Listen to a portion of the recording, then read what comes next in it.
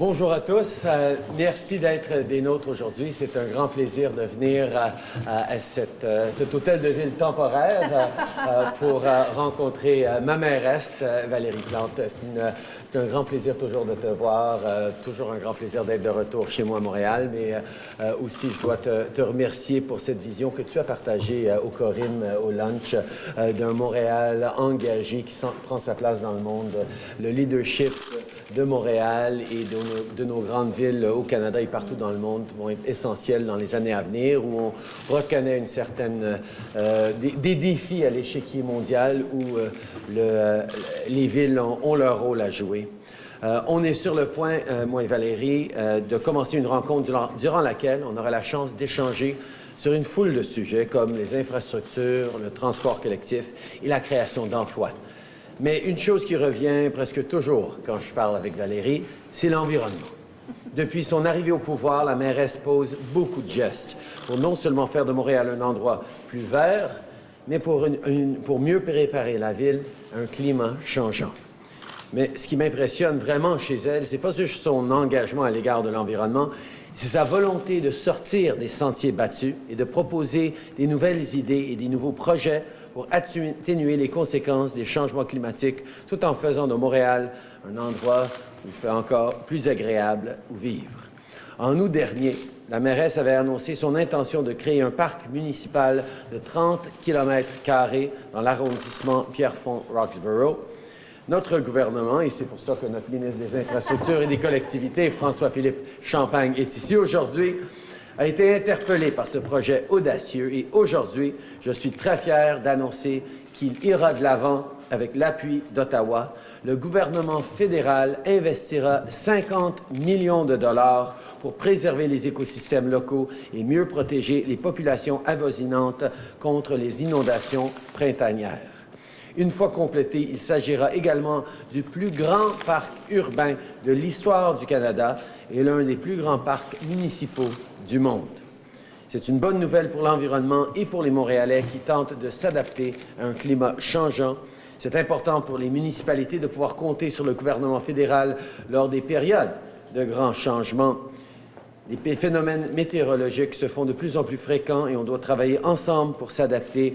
J'ai bien hâte de continuer de travailler avec Valérie pour lutter contre les changements climatiques, pour aider les citoyens, pour créer une ville, une province, un Canada encore plus prospère pour tous et toutes. Merci encore une fois, Valérie, de m'accueillir ici et surtout de ton leadership en tant que mairesse de Montréal. Merci beaucoup, M.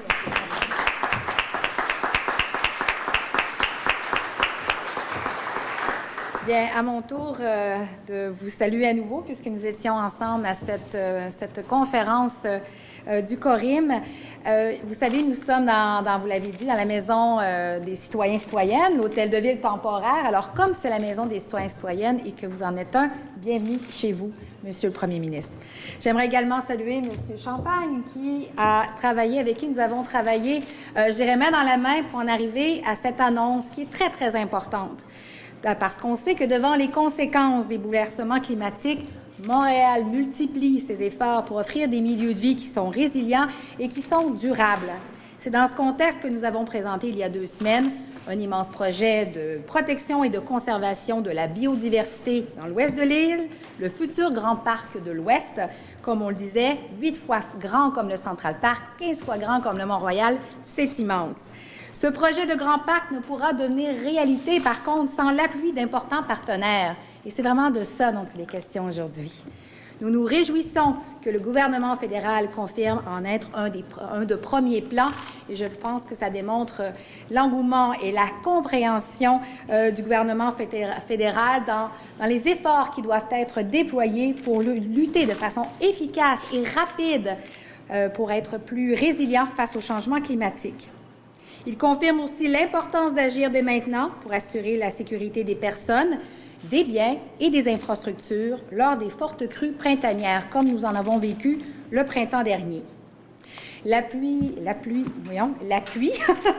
financier du gouvernement fédéral nous permettra de préserver et d'aménager une vaste infrastructure naturelle et d'agir afin de conserver les milieux humides qui sont irremplaçables. La contribution du Fonds nous permettra également de bonifier le fonctionnement des 4 émissaires pluviaux dans 2 secteurs de Pierrefonds qui ont été sévèrement touchés par les crues printanières des années dernières. Ces travaux vont donc contribuer de façon concrète à prévenir les débordements printaniers de la rivière des Prairies dans les secteurs du chemin de la Rive-Boisée, du boulevard Jacques-Bizard, du boulevard Pierrefonds et du boulevard Gouin. Le gouvernement, via son fonds d'atténuation et d'adaptation en matière de catastrophes, contribuera à 40 % de la facture globale du projet.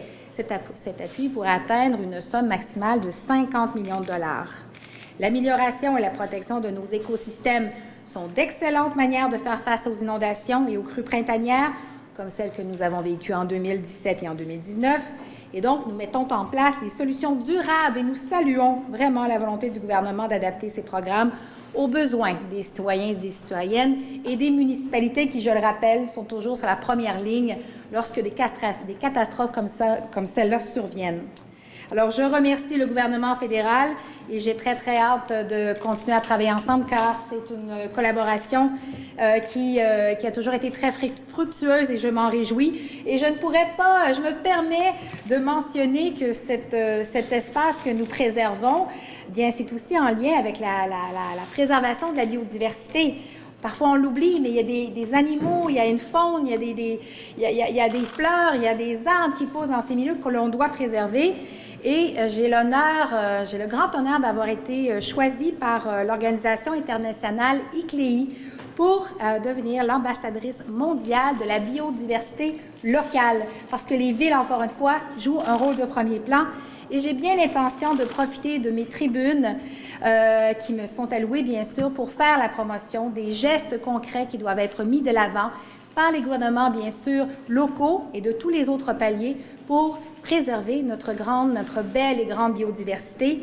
Alors, encore une fois, M. Champagne, M. le Premier ministre, un grand merci de soutenir l'île de Montréal. On est une île après tout, l'île de Montréal, les Montréalais et les Montréalaises. Merci beaucoup.